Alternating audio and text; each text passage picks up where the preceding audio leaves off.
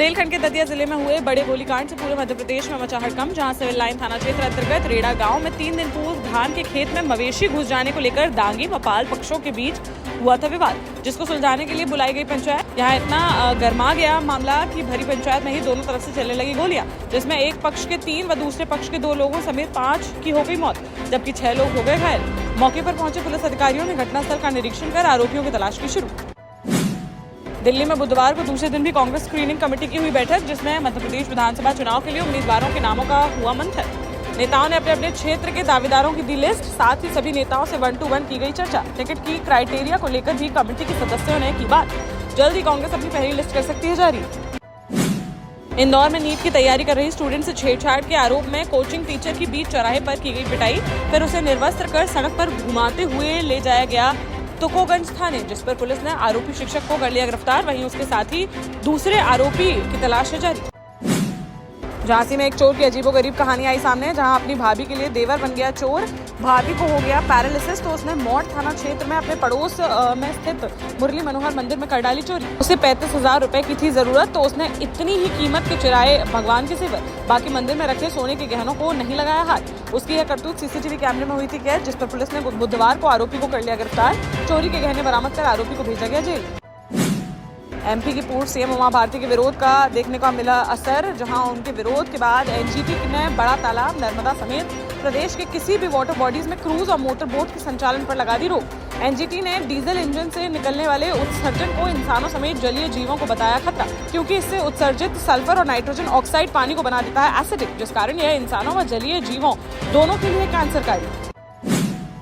झांसी के मौरानीपुर में 2 बच्चों की मां प्रेमी संग हुई फरार। जहां मौरानीपुर कोतवाली थाना क्षेत्र अंतर्गत खकौरा गांव के रहने वाले बंटी अहरवार ने थाने में दिया शिकायती पत्र, जिसमें उसने बताया कि बीते रोज पत्नी घर पर थी अकेली। जब वह घर वापस लौटा तो देखा कि उसकी पत्नी थी लापता, साथ ही घर में रखे सोने चांदी के जेवरात और 50,000 रुपए की नकदी थी गायब, जिस पर पीड़ित ने एक व्यक्ति पर उसकी पत्नी को भगा ले जाने का लगाया आरोप। आरोपी के खिलाफ मामला दर्ज कर उसकी पत्नी वापस दिलाए जाने की लगाई गई गुहार।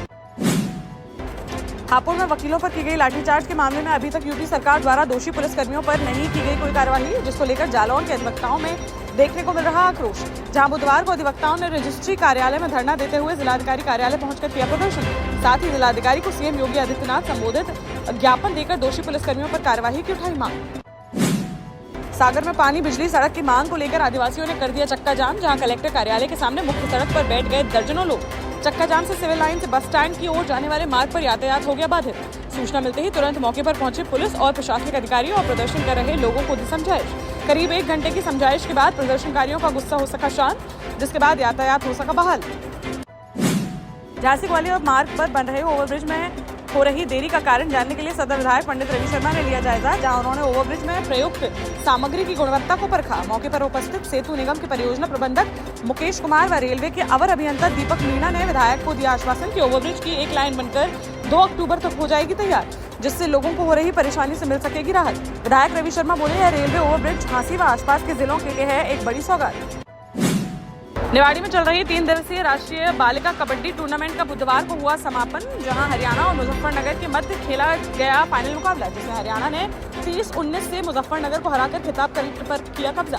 विधायक अनिल जैन ने विजेता टीम को ट्रॉफी देकर किया सम्मानित। इस राष्ट्रीय प्रतियोगिता में 16 प्रदेशों की टीम ने लिया था हिस्सा। जालौन के नए जिलाधिकारी राजेश पांडे ने संभाला चार्ज, जहां मीडिया से बातचीत में उन्होंने कहा कि प्रशासन की योजनाओं पर काम करना उनकी होगी पहली प्राथमिकता। इसके साथ ही किसान और निराश्रित गौवंश की समस्याओं को भी किया जाएगा दूर, जिससे यहाँ के किसानों को फसल की पैदावार करने में किसी प्रकार की नहीं आए कोई समस्या। शिवपुरी में 2 दिन पहले लापता हुए 23 वर्षीय विकास प्रजापति का झांसी में अंबाबाई के रेलवे ट्रैक पर मिला शव। परिजनों के अनुसार घर से ऑफिस जाने की बात कहकर निकला था विकास, जिसके बाद से उसका नहीं चल रहा था पता। परिजनों ने हत्या कर शव को झांसी आकर रेलवे पटरी पर फेंके जाने का लगाया आरोप, जबकि पुलिस इसे बता रही है आत्महत्या। पुलिस ने शव को पोस्टमार्टम के लिए भेजकर मामले की जाँच की शुरू। झांसी में शादी के 6 महीने बाद ही एक नवविवाहिता की संदिग्ध हालत में हुई मौत। जहां टहरौली थाना क्षेत्र के तेंदुआ गांव निवासी 20 वर्षीय रागिनी पटेल की फरवरी माह में बघेरा निवासी गोलू से हुई थी शादी। परिजनों के मुताबिक मोबाइल चलाने को लेकर अक्सर पति उससे करता था विवाद, नहीं चलाने देता था उसे मोबाइल। साथ ही मृतका के परिजनों ने सोने की चेन की डिमांड पूरी न होने पर हत्या करने का लगाया आरोप। पुलिस ने शव को पोस्टमार्टम के लिए भेजकर मामले की जाँच की शुरू की।